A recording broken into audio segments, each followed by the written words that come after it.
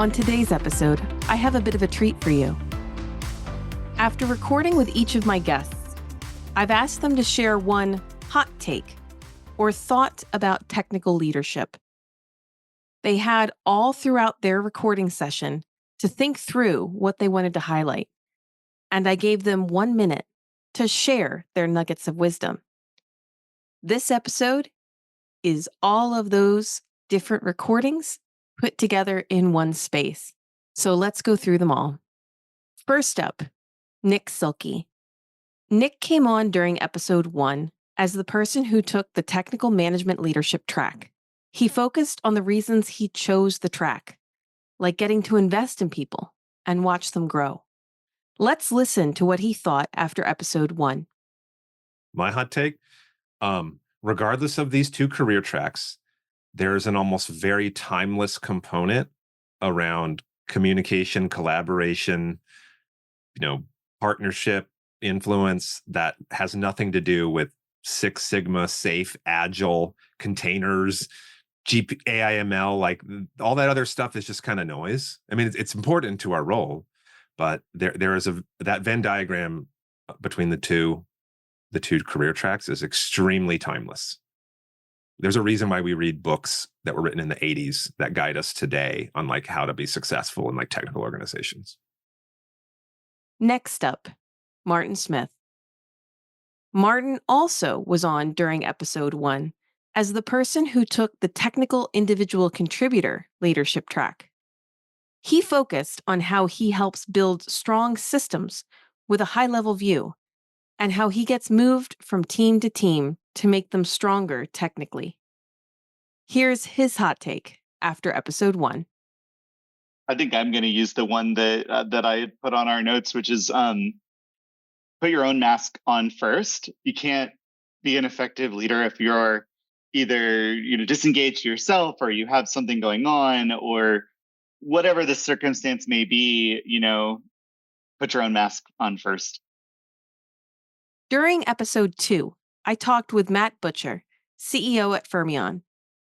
Matt and I dove into the philosophical roots of leadership and maintaining a vision for a technical organization.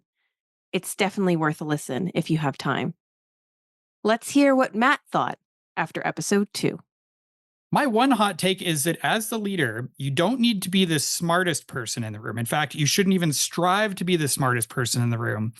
You should want to be the wisest person in the room.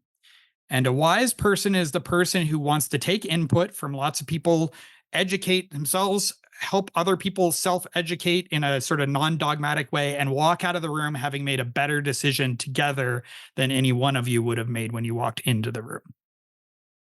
For episode 3, Scott Robin joined me to talk about skill building on teams.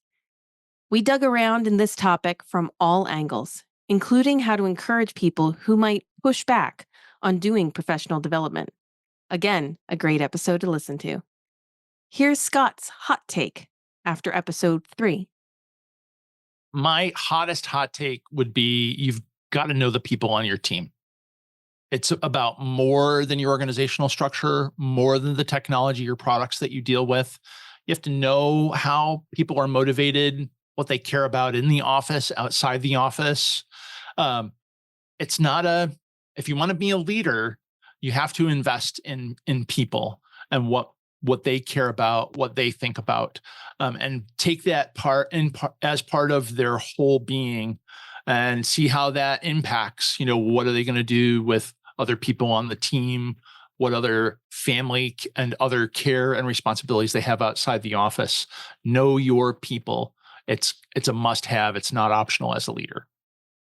I got the chance to have a conversation with Wesley Faulkner for episode 4 to talk about psychological safety, or the ability of a team to feel secure in their positions enough to identify errors and fix them rapidly. Wesley always articulates these needs so well, and this episode didn't disappoint. Let's hear what Wesley thought after episode 4. Leadership and management are not the same thing. Management is leading a team through a forest to try to achieve goals. Leadership is climbing on top of a tree and seeing that the team is moving in the wrong direction. Being able to say that is important. For episode 5, I did a mailbag dive to talk about layoffs. It was definitely a difficult episode, but if you're going through it right now, it's worth listening to. I don't particularly have a hot take to go with that one, but I will say that the one takeaway I hope you have from that episode is that layoffs are hard from all angles. Understand that everyone involved needs time to process things, and it's okay to not be okay.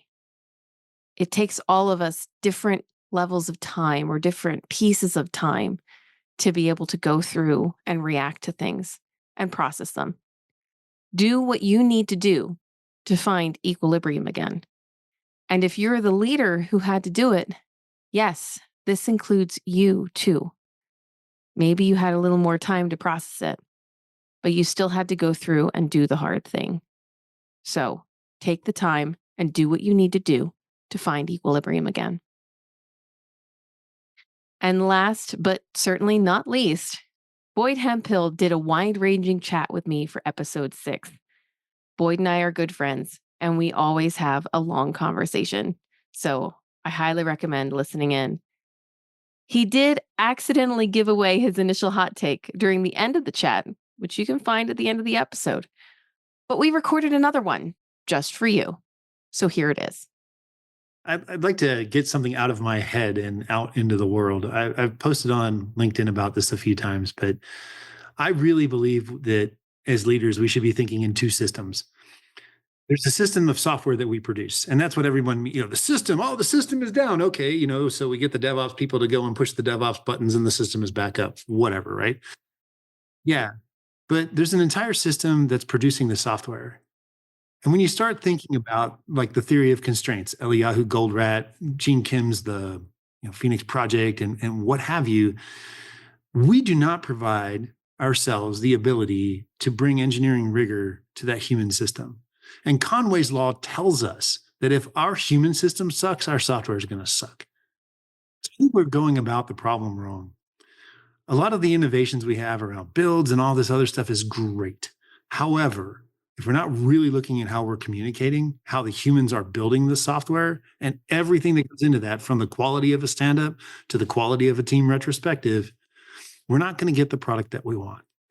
And I wish there was more conversation about that. Thanks so much for listening to this episode of Technically Leadership.